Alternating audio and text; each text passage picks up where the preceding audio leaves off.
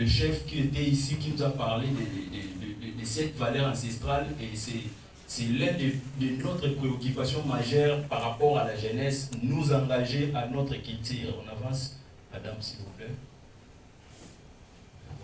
Nos objectifs prioritaires. Nous avons 7 objectifs, mais nous avons mis prioritaires ici 5 que nous poursuivons vraiment avec plus d'attention. C'est de promouvoir une meilleure participation des jeunes hommes et femmes paysannes au dialogue politique, économique, social, environnemental et culturel au niveau national et international. Renforcer les capacités des jeunes hommes et femmes paysannes en matière de souveraineté alimentaire, l'agroécologie, la lutte contre les injustices sociales, les droits des jeunes hommes et femmes paysannes et rurales, les droits fonciers, des représentativités ainsi que dans le développement des services économiques et la mise en marché. Favoriser les échanges d'expériences et d'encourager la solidarité entre paysannes. Contribuer à la défense des droits des jeunes, hommes et femmes paysannes ainsi qu'autochtones. Encourager la culture entrepreneuriale au sein de l'association. On avance. Nos 6 thématiques prioritaires. Nous avons 6 thématiques prioritaires. L'agriculture paysanne. Dans l'agriculture paysanne, nous traitons des questions des fonciers et de l'agroécologie telles que j'ai présenté dans les objectifs. Nous avons également l'entrepreneuriat rural. Nous avons le climat et l'environnement, les droits humains, le numérique, le patriotisme, la citoyenneté et le panafricanisme. Appartenance au niveau national. Nous sommes membres de la coalition foncière nationale. Nous sommes représentés au niveau du Parlement de jeunes de Kinshasa. Il y a un parlement qui existe à Kinshasa de jeunes et nous sommes membres de ce parlement.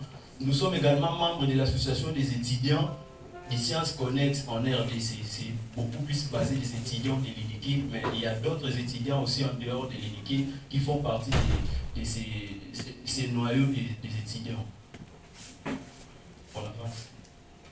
Appartenance au niveau international. Nous sommes membres de l'International Land Coalition ILC. Nous sommes membres du mécanisme de la société civile et peuple autochtone qui travaille avec le CSA, qui est le comité mondial pour la sécurité alimentaire.